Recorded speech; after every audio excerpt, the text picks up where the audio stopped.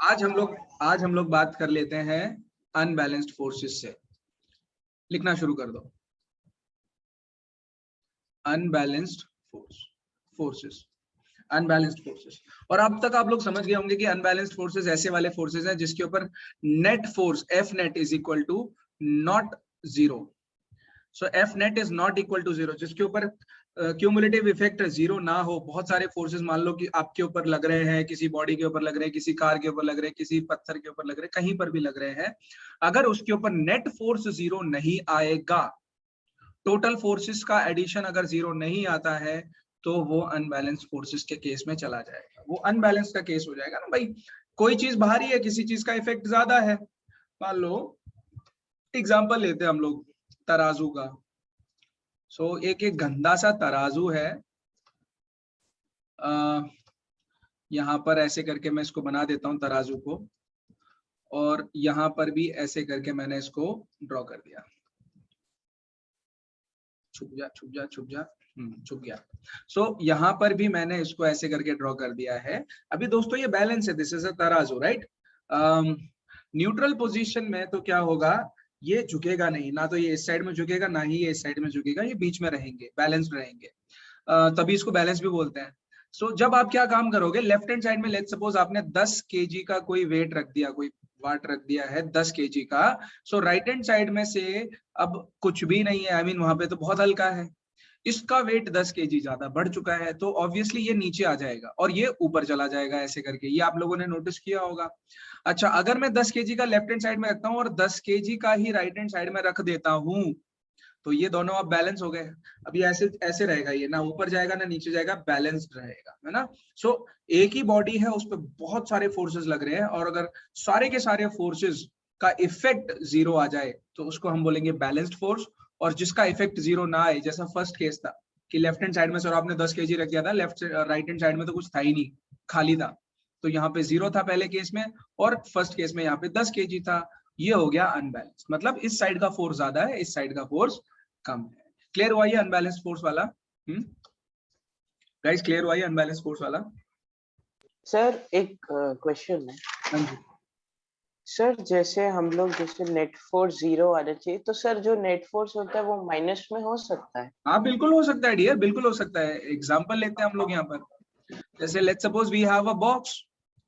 प्रत्यक्ष ने क्वेश्चन पूछा है, सर आपने नेट फोर्स को जीरो ले लिया, इसका मतलब net force negative net force क्या बोल रहा हूँ, फोर्सेस नेगेटिव हो सकते हैं क्या? ऑफ कोर्स हो सकता है, फोर्स का डायरेक्शन नेगेटिव डिपेंड करेगा डायरेक्शन पर। सो लेट्स सपोज बेटा आपने क्या किया, ये एक लकड़ी का फट्टा है, let's suppose this is wooden block, this is a wooden block. ये क्या हो रहा है, लो काहे हो रहे हो भैया? So let's suppose this is a wooden block, और इस वुडन ब्लॉक को आप क्या काम कर रहे हो, यहां से इस डायरेक्शन में 10 न्यूटन के फोर्स से खींच रहे हो। आप इसको यहां से 10 न्यूटन के फोर्स से खींच रहे हो, और लेफ्ट हैंड साइड में मान लो कोई लड़का खड़ा हुआ है, और वो इसको लेफ्ट हैंड साइड में 20 न्यूटन से खींच रहा है, 20 न्यूटन से खींच रहा है। दोस्तों आप मुझे खुद बताओगे, यहाँ पे 10 न्यूटन का फोर्स ज्यादा है कि 20 न्यूटन का फोर्स लेफ्ट हैंड साइड में ज्यादा है? क्या लगता है? 20 न्यूटन्स का। 20 newtons is larger, right? It is greater. So what do you think will happen? Will the body move towards 10 newton का force, or will it move towards 20 newton वाले की तरफ जाएगी? 20 न्यूटन वाले towards 10। 20 कैसे 10 की तरफ कैसे जाएगी प्रत्यक्ष? अच्छा सर उधर लग रहा है, अरे मेरे को लगा सर वो उधर धक्का दे रहा है, तो हाँ, कोई बात नहीं, कोई बात नहीं। Okay. सो वो बॉडी, ये जो वुडन ब्लॉक है, ऑब्वियसली 20 न्यूटन वाला बंदा खींच के ले जाएगा, क्योंकि उसने ज्यादा फोर्स लगाया था, इसके ऊपर नेट फोर्स अगर हमें निकालना होगा ना, नेट फोर्स तो कैसे निकालेंगे पता है? कोई भी एक डायरेक्शन को आप पॉजिटिव लेके चल लो। लेट्स सपोज मैं नेगेटिव, मैं इस लेफ्ट हैंड साइड की डायरेक्शन को पॉजिटिव ले लेता हूँ। मतलब कहने का मतलब ये कि कोई भी फोर्स अगर लेफ्ट हैंड साइड में लगेगा तो वो पॉजिटिव हो जाएगा मेरे लिए, और कोई भी फोर्स जो एकदम ऑपोजिट राइट हैंड साइड में लगेगा वो मेरे लिए फोर्स नेगेटिव कहलाएगा। ठीक है, तो नेट फोर्स अपन निकालेंगे कैसे? टोटल फोर्स है यहाँ पे लेफ्ट हैंड साइड में 20 न्यूटन का, और राइट हैंड साइड में है 10 न्यूटन का। क्या इन दोनों को प्लस करूंगा कि माइनस करूंगा? 10 का माइनस होगा, हाँ 10 का माइनस होगा ना। अब मुझे पता चल गया कि मेरे पास 10 न्यूटन का एक्स्ट्रा फोर्स था। एक्स्ट्रा फोर्स था। तो आप देखो यहाँ पर फोर्स का डायरेक्शन क्योंकि ऑपोजिट था तो हमने नेगेटिव ले लिया, यहाँ पर -10 ले लिया। सेम चीज अगर आप डायरेक्शन की बात है, बस प्रत्यक्ष डायरेक्शन की ही बात है, अगर तू बोलता है कि नहीं सर मैं राइट हैंड साइड को पॉजिटिव ले लेता हूँ और आपने जो लेफ्ट हैंड साइड का लिया है ना उसके फोर्स को मैं नेगेटिव ले लूंगा, अब राइट हैंड साइड का पॉजिटिव हो गया और लेफ्ट हैंड साइड का नेगेटिव हो गया। अब इस केस में नेट फोर्स कितना आएगा चेक करके बताओ जरा। राइट हैंड साइड में है 10 और लेफ्ट हैंड साइड में माइनस का 20, सो 10 - 20 इज -10, है ना, माइनस का 10। तो जो डिफरेंस था वो तो 10 का ही आया।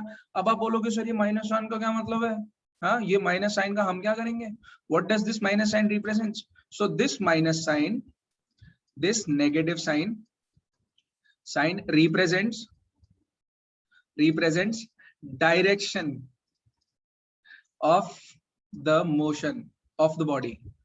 ये सर वो किस तरफ ज्यादा है, yes, ये नेगेटिव साइन बताएगा कि आपकी बॉडी किस डायरेक्शन में जाएगी। अगर ये नेगेटिव है तो जिस डायरेक्शन में आपने नेगेटिव फोर्स लिया है ना, बॉडी उस डायरेक्शन में भाग रही होगी। और आपको ये दिख भी रहा है यार, मैंने नेगेटिव इस बार किस डायरेक्शन में लिया, 20 की डायरेक्शन में लिया, तो बॉडी भी 20 की डायरेक्शन में जा रही है ना। सो ये नेगेटिव साइन का इम्प्लीकेशन बहुत इंपॉर्टेंट है, बहुत जरूरी है। चलो फटाफट इसको ड्रॉ कर लो और ये लिख लो और जो करना है करो जल्दी से, क्विकली फटाफट लिख लो इसको। Make sure you guys are making your notes properly because notes are everything and they will help you throughout your life। मजा आ जाएगा आप लोगों को पढ़ पढ़ा के।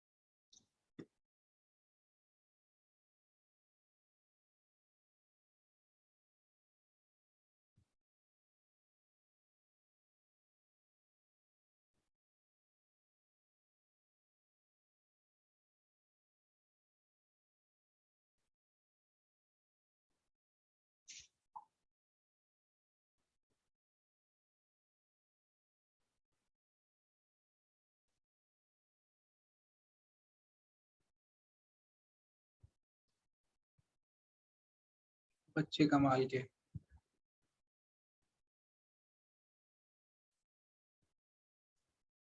हो गया सर, हो गया, बाकियों को लिख लेने दो सर। 1 मिनट, लिख लो आराम से लिखो। थोड़ा राइटिंग फास्ट किया करो, without writing in a bad hand writing. Okay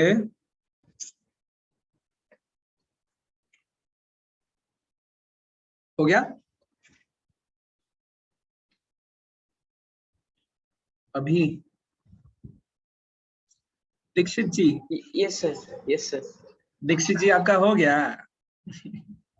yes sir. ठीक है जी, आगे बढ़ते हैं, हम आगे पढ़ाएंगे। चलो बच्चों, अब एरो डाल के ना कुछ एग्जांपल्स ले लो जहां पर अनबैलेंस्ड फोर्सेस दिखते हैं अपने, जहां पर अनबैलेंस्ड फोर्सेस दिखते हैं। जैसे अगर मान लो कोई एक बॉल है और आपने जमीन पर ऐसे रोल कर दिया, क्या वो बॉल हमेशा चलती जाएगी? क्या वो बॉल जिंदगी भर चलती जाएगी? सर वो रुकेगी सर, रुकेगी ना सर। अगर वो वैक्यूम में है ना सर तो नहीं रुकेगी। हाँ ठीक है, अभी उसके ऊपर आते हैं। बट मेरा क्वेश्चन ये है कि अगर बॉल चलती ही जाती तो हम क्या बोलते हैं उसके ऊपर फोर्सेस कैसे है, बैलेंस्ड है कि अनबैलेंस्ड है?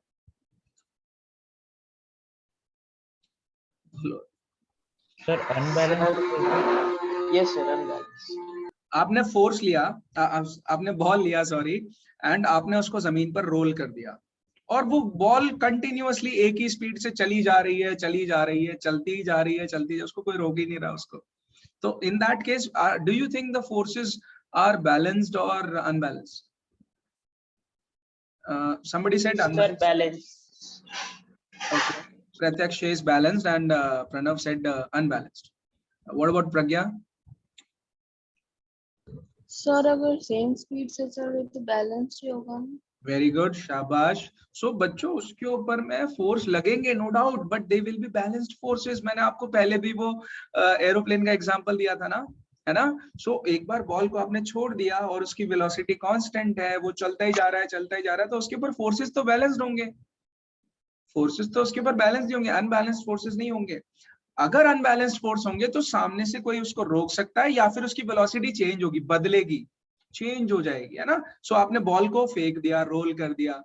अब अगर सामने से कोई फोर्स अलग से भारी वाला नहीं लग रहा होता तो बॉल चलती जाती, बट अब क्योंकि वहां पर फ्रिक्शन लग रहा है, friction is acting on the ball, friction रोकने की कोशिश कर रहा है उसको कि भाई रुक, मैं नहीं जाने दूंगा तुझे, मैं अनबैलेंस्ड फोर्स हूं। सो उसके ऊपर जो फोर्सेस लगेंगे वो कैसे फोर्सेस हैं, अनबैलेंस्ड फोर्सेस है। लिख लो इसको, a ball rolling on the ground. आज पहली बार मैंने गुस्सा किया क्लास में यार, मजा नहीं आया मुझे, I am not feeling good. Class 7, क्या हुआ? सर तब किया, इस क्लास में नहीं किया। इस क्लास में नहीं बोल रहा हूँ, दोपहर में क्लास थी और बच्चे यार पता नहीं क्या बोलूं मैं अभी, वो बच्ची थी एक, उसको नहीं समझ में आ रहा था। आई ट्राइड अ लॉट, और तुम जानते हो यार कोशिश तो मैं बहुत करता हूँ, बट वो बच्ची के बेसिक्स इतने कमजोर है कि मतलब, और वो बोलती भी नहीं है कि सर नहीं समझ में आया। जब पूरा खत्म हो जाएगा तब वो बोलती कि सर पीछे वाला क्या था वो। आई मीन उसकी आदत क्या है पता है, जब मैं समझा रहा हूँ तो बोलेगी हाँ सर समझ में आया, मैं जब समझा रहा हूँ बता रहा हूँ तब तो बोलेगी हाँ ठीक है समझ में आ रहा है। मैं जब तक सम कर रहा हूँ, मैथमेटिक्स का कोई भी क्वेश्चन कर रहा हूँ, तब तक बोलेगी हाँ समझ में आ रहा है। जैसे ही मैंने कोई क्वेश्चन दे दिया कि चलो अब तुम लोग करके बताओ फिर वहां पर बोलती है सर नहीं समझ में आया और यार एक बार, दो बार, तीन बार, एक क्लास, दो क्लास में बहुत पेशेंस किया, लेकिन आज वो गुस्सा निकल गया मेरा। I am not feeling good. कोई नहीं, होता है यार, देखो कभी कभी तो सर को गुस्सा भी करना चाहिए। ठीक है भैया, लिख लिया ये? Yes sir. यहाँ से एक और देख लो, when we stop pedaling, when we stop pedaling, spelling देख लेना इसकी, pedaling the bicycle, it stops after some time, है ना, कुछ टाइम के बाद वो रुक जाएगी। जब आप साइकिल में पेडल मार रहे होते हो, जब तक मार रहे होते हो तब तक वो साइकिल चलती है अच्छे से, एकदम मजा आता है उसमें चलाने में। फिर जब आप पेडल मारना बंद कर दोगे और गाड़ी साइकिल पे बस ऐसे ही बैठ गए हो, तो वो थोड़े टाइम के बाद में जाके दूर जाके वो रुक जाएगी, रुक जाएगी। वो रुक क्यों रही है? बिकॉज उसके ऊपर अनबैलेंस्ड फोर्सेस एक्ट कर रहे हैं। ठीक है, तो इस केस में भी आप लिख सकते हो कि यहाँ पर भी अनबैलेंस्ड फ्रिक्शन काम कर रहा है after some time, because again same example है ना ये, because an unbalanced force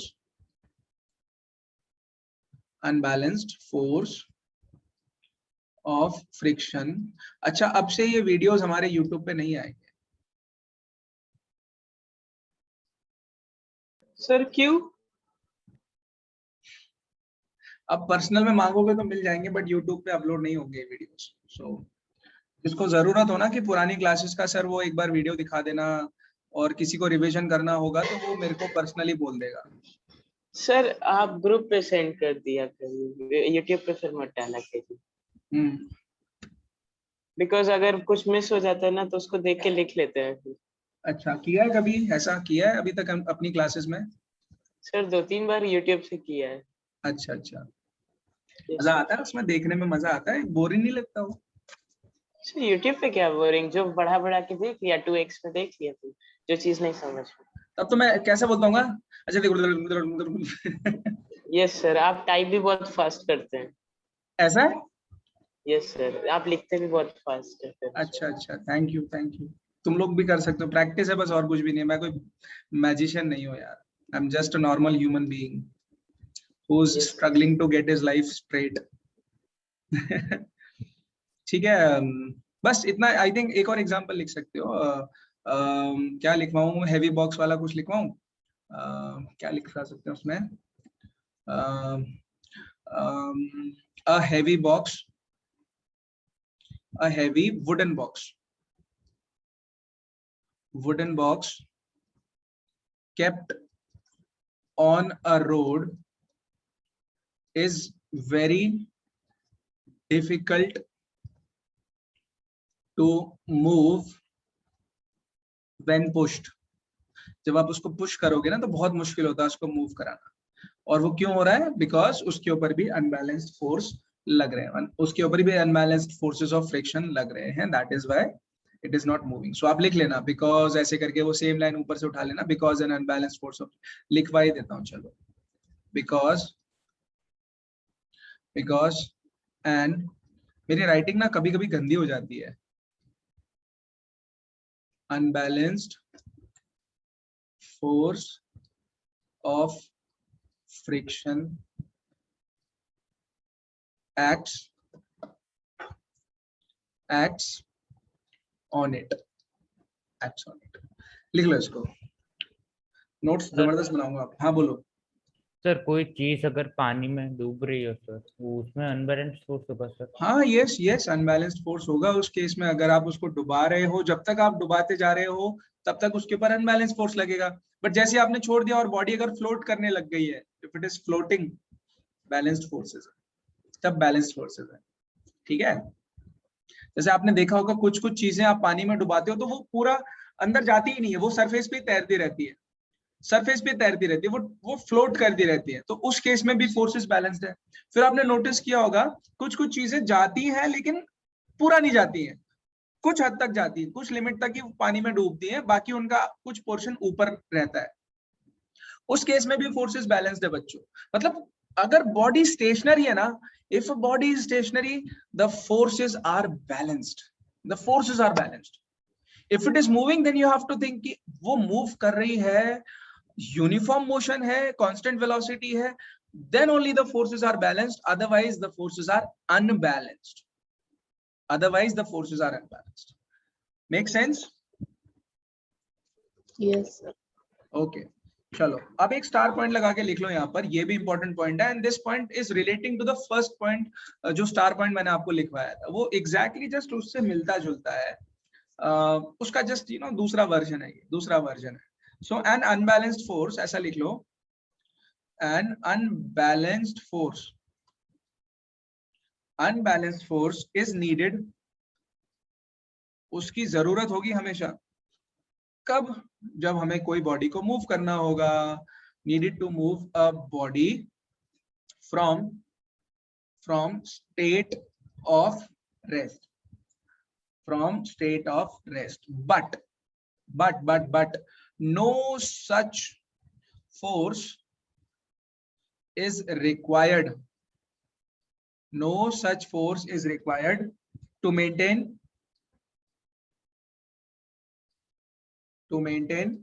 uniform motion of the body, ठीक है दोस्तों?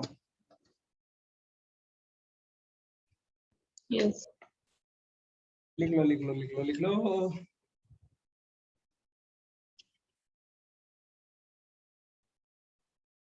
लिख दिया सर। लिख दिया?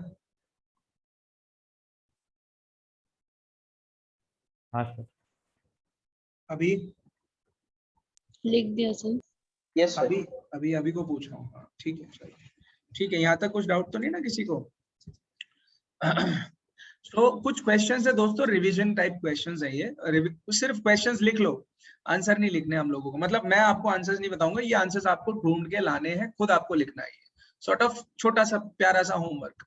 सो पहला क्वेश्चन है, क्विक रिवीजन टाइप में ही है, व्हाट इज अ फोर्स, और ये आइडिया मुझे प्रणव के पापा से आया है, वो बोलते हैं कि क्लास में सर क्वेश्चंस दे दिया करो बच्चों को। Is force a scalar or a vector quantity? Sir in questions के आंसर तो आप बता चुके हैं।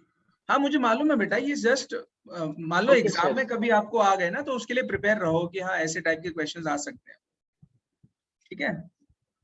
चलो एक ये क्वेश्चन है, when we talk of force, when we talk of force acting on a body,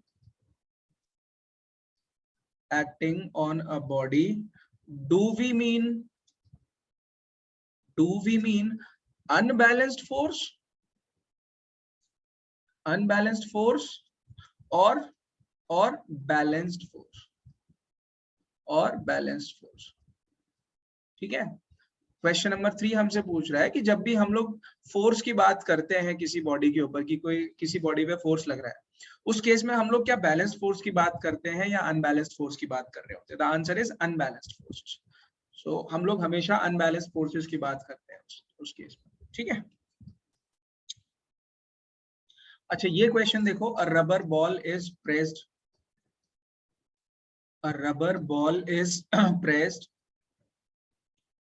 pressed which force, unbalanced or balanced, is applied? Last का आंसर दे देगा कोई मुझे? लास्ट के क्वेश्चन का, क्वेश्चन नंबर 4 का आंसर देगा कोई मुझे? है कोई ऐसा? महारथी शहर में हूं मैं तेरे, और भाई सर साहब बैलेंस फोर्स होगा क्योंकि हम बैलेंस फोर्स लगा रहे हैं उसको प्रेस करने के लिए। सर उसको जब वो हमारे हाथ से जब मतलब प्रेस होगा तो वो बैलेंस फोर्स होगा, क्योंकि सर वो स्टेशनरी ही है, फिर जब हम लोग करेंगे तो वो फिर से वो स्टेशनरी बन जाएगा ना, इसलिए। ठीक है। और सर वो मूव नहीं होगा ना सर? यस ठीक है मैं समझ गया आपकी बात। सो हमेशा ध्यान रखना ये एग्जाम्पल को कि इसमें बैलेंस्ड फोर्स ही लगेगा। जब भी आप किसी चीज को प्रेस कर रहे हो, उसका शेप चेंज कर रहे हो, तो उसमें बैलेंस फोर्स ही लगता है, ठीक है। फिर आपको क्वेश्चन ऐसा भी आ सकता है, क्वेश्चन आपको एग्जाम में ऐसा भी आ सकता है, name the various effects of force, name the various effects of force. या आप ऐसे रिवीजन क्वेश्चन टाइप में डाल सकते हो कि hashtag revision questions,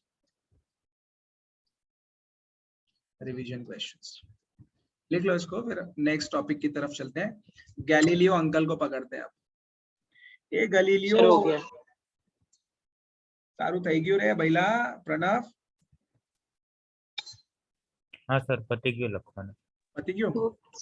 okay, can I have a quick break? Can I have some water if you guys don't mind? पति के लो। पति क्यों એટલે खत्म हो गया, फिनिश हो गया। गुजराती बोल रहा है वो लड़का। चलो ऑलराइट, मैं जस्ट क्विक एक ब्रेक लेता हूं, मैं पानी पीना है मुझे।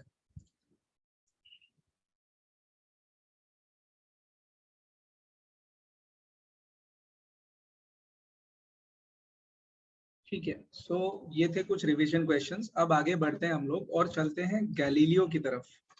You know Galileo, he was a scientist, और साइंटिस्ट क्या मतलब बहुत फेमस पर्सनालिटी थे गैलीलियो गैलीलेई, और उनका जो कंट्रीब्यूशन है साइंस में दैट इज अनपैरेलल। मतलब बहुत कंट्रीब्यूशन दिया है गैलीलियो ने, बहुत कंट्रीब्यूशन। एक मिनट बस।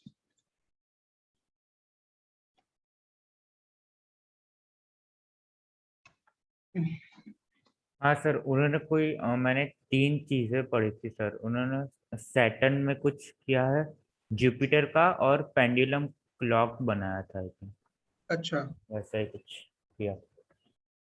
ठीक है मतलब बहुत सारी चीजें उन्होंने की है ग्रेविटेशन से रिलेटेड, और तो उनके बारे में क्या बोले यार। मोशन के बारे में भी उन्होंने बहुत सारी इंफॉर्मेशन दी है, काफी सारी चीजें उन्होंने बताई हैं गैलीलियो ने ना कुछ एक एक्सपेरिमेंट किया था। वो एक्सपेरिमेंट मैं आप लोगों को बता देता हूँ। बाकी यू गाइस जज कि वो एक्सपेरिमेंट ठीक था, अच्छा था, बेकार था या क्या था। गैलीलियो, गैलीलियो, सो लिख सकते हो आप Galileo's observations, Galileo's observations, Galileo's observations.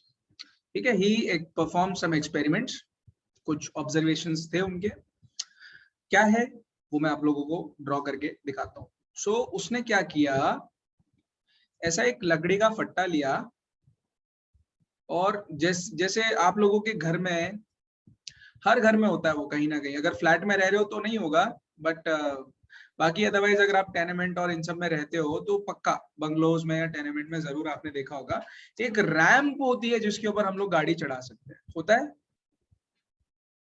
Yes sir, slope type. Yes, slope हाँ, टाइप। sir, तो ये ऐसा एक रैंप है, दिस इज अ रैंप, और एग्जैक्टली ऐसा ही एक रैंप लेट्स सपोज मैं यहाँ पर इस डायरेक्शन में रख देता हूँ, इस साइड में, इस साइड में रख देता हूँ, सेम टाइप का रैंप मैंने इस डायरेक्शन में रख दिया है, ठीक है। सो वैसे तो गंदा लग रहा है, मतलब ये गंदा इन द सेंस कि वो सेम नहीं लग रहा है, बट यू गाइस प्लीज समझ जाओ कि हाँ ये सेम ही है। उसने क्या किया, लेट्स सपोज उसने इस रैंप के ऊपर यहाँ पर एक बॉल रख दी, यहाँ पर एक बॉल रख दी, ठीक है, बॉल रख दी उसने। वो क्या ऑब्जर्व करना चाहता था, देखना चाहता था कि जब मैं इस बॉल को यहाँ से छोड़ता हूं, बॉल नीचे जाएगी, बॉल जब नीचे जाएगी उसके बाद जब इस दूसरे वाले रैंप पे चढ़ेगी तो कितना ऊपर तक चढ़ेगी, क्या वो सेम हाइट तक आएगी, सेम लेवल तक आएगी, क्या वो थोड़ा कम लेवल तक आएगी या उससे आगे निकल जाएगी, ये ऑब्जर्वेशंस वो करना चाहता था। These type of observations he wanted to do. उसने, आप लोग पहले बताओ आप लोगों को क्या लगता है, what do you think? Sir चढ़ेगी बट बहुत कम। चढ़ेगी बट सर वो स्लोप से जहाँ से स्लोप के स्टार्टिंग ही तक चढ़ चाली हो पाएगी, फिर तब वहां भी तक वापस आ ही जा जाएगी। सकता है सर, अच्छा, रीजन क्या लगता है आपको, क्यों ऐसा हो रहा होगा? फ्रिक्शन के कारण सर। अगर फ्रिक्शन नहीं होता तो आप बताओ मुझे। लेट्स सपोज अज्यूम करते हैं अगर फ्रिक्शन नहीं है, व्हाट डू यू थिंक, क्या लगता है पब्लिक, पब्लिक पब्लिक प्रज्ञा तुझे क्या लगता है, थोड़ा बता, बोल प्रज्ञू, आपको क्या लगता है, बोला भाई, बोला करो, नहीं पता, नहीं लगता है, कुछ नहीं पता सर, बोला करो यार, तुम, मैं वेट करता हूँ, तुम लोग टाइम निकालते हो बस। सर हाँ, फ्रिक्शन नहीं होगा तब भी रुक ही जाएगा शायद। फ्रिक्शन नहीं होगा तब भी रुक ही जाएगा, ठीक है, अच्छा है, गुड, शाबाश। रुकेगा बट किस लेवल पे रुकेगा, क्वेश्चन ये कि किस लेवल पे रुकेगा। लेवल मतलब मैं समझाता हूँ आपको, मान लो ये बॉल का हाइट यहाँ से कुछ h डिस्टेंस पर है, नीचे से यहाँ तक ये बॉल ना h डिस्टेंस पर है, यहाँ पर वो बॉल कितने डिस्टेंस तक आएगी आपको क्या लगता है, that is my question. h से कम आएगा, h से ऊपर जाएगा या h के बराबर तक आ जाएगा? सर h से कम ही होगा। h से कम ही होगा, प्रत्यक्ष भी बोल रहा है x से कम ही होगा, प्रणव भी बोल रहा है h से कम हाँ, ही होगा, एक्सट्रीम। और फ्रिक्शन लेस सरफेस है तो भी, है ना, बट ऐसा नहीं हुआ, ऐसा नहीं होता। जब सरफेस फ्रिक्शन लेस होगा, जब सरफेस पे कोई फ्रिक्शन ही नहीं है, उसको सामने से कोई रोकने वाला नहीं है ना।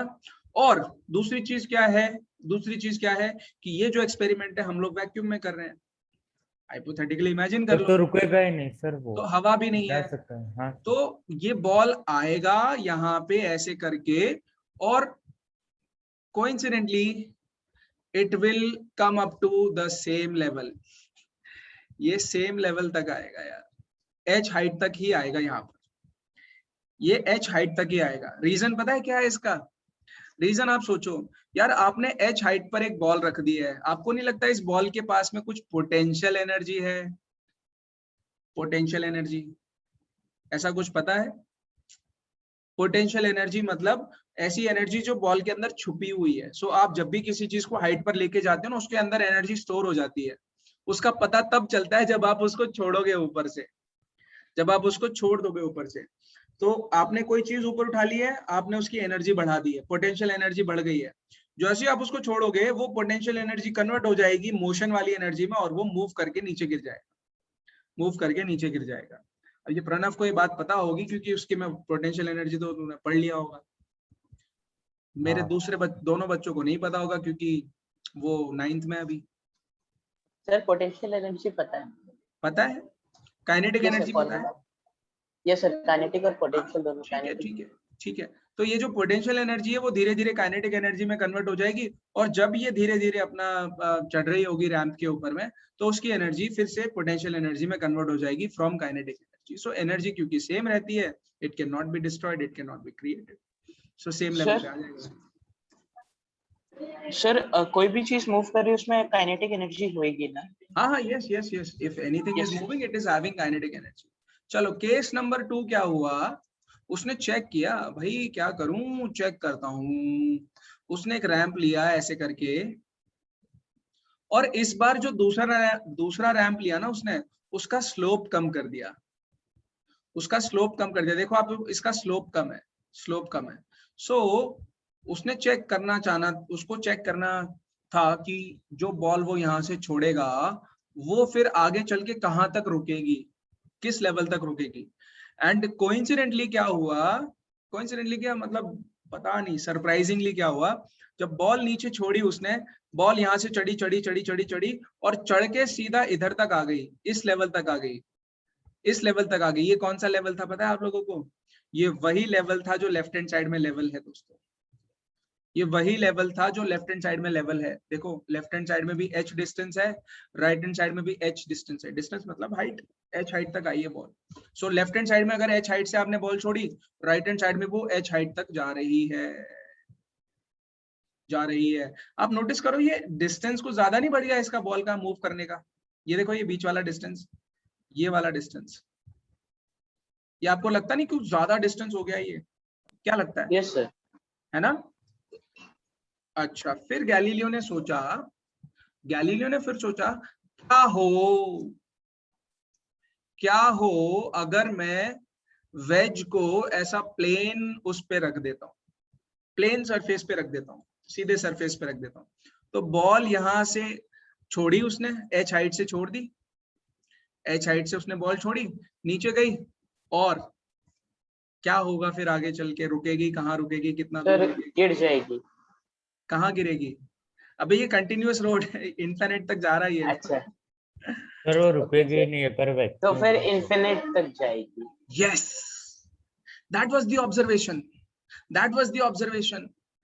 यही तो ऑब्जर्व उसने किया कि यार वो बॉल ना, वो अगर नहीं होता कोई वेज सामने की तरफ तो वो बॉल चलती जाती। ये था उसका case number 3। This was case number 3। ये उसका एक्सपेरिमेंट था। This was his experiment. पहला एक्सपेरिमेंट देख लो फटाफट। केस नंबर 1, बॉल छोड़ी उसने और छोड़ दी तो आगे चल के वेज सेम स्लोप था। मतलब मान लो अगर इसका एंगल है अल्फा तो इसका भी एंगल अल्फा ही था, ये भी एंगल अल्फा ही है। सो यहाँ से निकली और उस साइड में सेम हाइट पे जाके चली गई। इधर पे भी क्या हुआ, इधर पे भी बॉल छूटी और दूसरी साइड में जाके सेम हाइट पे रुक रही है, बट इस बार इसका स्लोप ज्यादा है, इसका मतलब इसने डिस्टेंस भी ज्यादा कवर किया। तीसरे केस में उसने सोचा कि यार बॉल को मैं ऐसा छोड़ देता हूँ कि बॉल प्लेन सरफेस पे जाके निकले। सो जब वो प्लेन सरफेस पे निकली बॉल, तो चलती गई। क्यों चलती गई? क्योंकि उसको सामने से कोई फोर्स लग ही नहीं रहा है यार, सामने से कोई फोर्स रोकने वाला है ही नहीं, कोई फ्रिक्शन फोर्स नहीं है। तो जब तक आपको कोई रोकने वाला नहीं है, फ्रिक्शन फोर्स नहीं होगा, तब तक आपकी बॉडी जो काम कर रही है करती रहेगी। अगर आप रुके हुए हो तो रुकी रहेगी, अगर आप मूव कर रहे हो तो वो मूव करती रहेगी। ये था गैलीलियो का ऑब्जर्वेशन। क्लियर हुआ ये ऑब्जर्वेशन सबको? हाँ सर क्लियर हो। हाँ बोल सर इसका जो केस 1 है, हाँ तो इक्वल पे आके बॉल रुक जाती है सर। हाँ तो क्या वैक्यूम में 2 चीज गिरा है एक साथ, उससे रिलेट कर सकते हैं सर? Yes of course. देखो जो प्रणव पूछना चाहता है ना क्वेश्चन, वो ये पूछना चाहता है कि मान लो सर मेरे पास एक लोहे की बॉल है इतनी मोटी और मेरे पास एक फेदर है। फेदर बहुत वो होता है ना, लाइट होता है, बहुत ज्यादा लाइट होता है। लोहे की बॉल बहुत भारी होती है। तो वो बोल रहा है प्रणव कि सर अगर मैं वैक्यूम के अंदर फेदर और बॉल दोनों को ऊपर से सेम हाइट से छोड़ूंगा तो पहले कौन आएगा? आपको क्या लगता है कौन आएगा? Pratyaksh, Pragya, Pranav, what do sir you do think? No एक साथ आएंगे। एक साथ आएंगे। दोनों एक साथ आएंगे। प्रज्ञा तुमको क्या लगता है? सर किसका? बोल रही है प्रणव, वो बताना, स्टोरी बता फटाफट। अरे अगर एक हैवी बॉल है और अरे वेदर हैवी है। बॉल नहीं, वो राम सीता आयरन। वाली स्टोरी, कौन से वाले सर? राम सीता वाली। ओ मालूम नहीं सर। अरे यार, बोले स्टोरी खत्म हो गई फिर तुम पूछ रहे हो कि सीता कौन थी, ऐसा वाला। हाँ यस हाँ सर वो इंसिडेंट। ओके। मजाक कर रहा हूँ। तो प्रॉब्लम ये है प्रज्ञा कि हमने एक लोहे का बॉल लिया है और एक फेदर ले लिया है, पंख, किसी पक्षी का पंख ले लिया हमने, और दोनों को, बॉल जो लोहे की है बहुत भारी होती है, पंख बहुत हल्के होते हैं, पंख बहुत ही हल्का होता है। हम लोग उन दोनों चीजों को लेट्स सपोज 20 मीटर ऊपर लेके गए, दूसरे माले पे चढ़ गए हम अपनी बिल्डिंग के। सो वहां से अगर आपने दोनों को एक साथ छोड़ा है तो पहले कौन आएगा? बॉल आएगी या फेदर आएगा? नीचे कौन गिरेगा? बॉल। बॉल गिरेगी। प्रज्ञा और प्रणव क्या बोल रहा है? सर दोनों एक साथ गिरेगा, कोई उस पर फोर्स लग ही नहीं रहा है ना सर, ओके, तो उनको रोकने ओके, वाला। Yes. So keep in mind, अगर वो वैक्यूम के अंदर आप एक्सपेरिमेंट कर रहे हो, if there is no vacuum, then obviously the ball and feather they will fall at the same time. Amazing. Amazing ना, कि बॉल और फेदर दोनों एक टाइम पर एक साथ नीचे गिरेंगे। ना तो बॉल पहले गिरेगी ना फेदर पहले गिरेगा, दोनों एक साथ गिरेंगे, दोनों एक साथ गिरेंगे। इसके पीछे का रीजन है भाई, क्योंकि जो ग्रेविटी होती है ना, जो ग्रेविटी होती है वो मास पे डिपेंड नहीं करती है। ग्रेविटी, जो एक्सेलरेशन ड्यू टू ग्रेविटी है, जी स्मॉल की value, that does not depend upon the mass of the body. कभी आपने स्मॉल जी में मास देखा है, सुना है कि मास इंक्लूड हो रहा है उसके अंदर? कभी नहीं होता। So acceleration due to gravity, it never depends upon the mass, and that is why वो भारी ऑब्जेक्ट हो कि हल्का ऑब्जेक्ट हो, दोनों एक साथ एक ही स्पीड से गिरेंगे।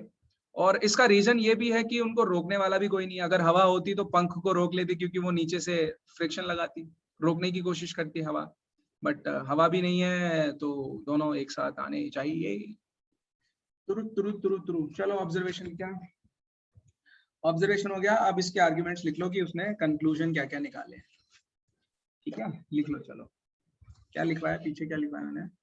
ठीक है, केस नंबर 1, 2, 3, और इसके अब कंक्लूजन्स लिख लो कि उसको क्या लगा इन सब चीजों से, उसको क्या लगा, ये एक्सपेरिमेंट से उसने क्या देखा, क्या ऑब्जर्व किया उसने। नंबर 1 पॉइंट लिखो इसके अंदर, when the ball is released, when the ball is released from left, it would roll down, it would roll down the slope, it would roll down the slope and go up on the opposite side of the opposite side, to the same height, opposite side to the same height from which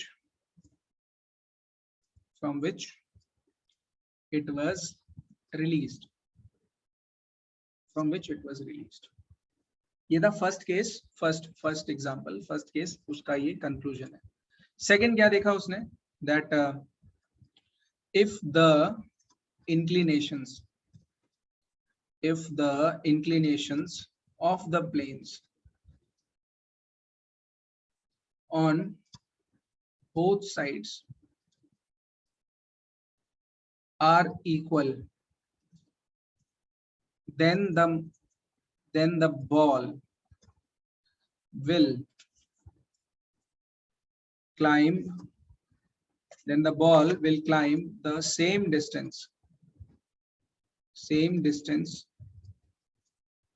that it covered while rolling down. English देख के घबराना नहीं है, जो हमने discussion किया है exactly वही चीज है। व्हाइल रोलिंग डाउन लिख लो फटाफट, लिख लो। सो बाकी के 2 पॉइंट्स और है, इसके 2 कंक्लूजन्स और हैं, वो हम लोग नेक्स्ट क्लास में करेंगे। फिलहाल के लिए इसको लिख लो और नेक्स्ट क्लास में हम इसको आगे कंटिन्यू करेंगे।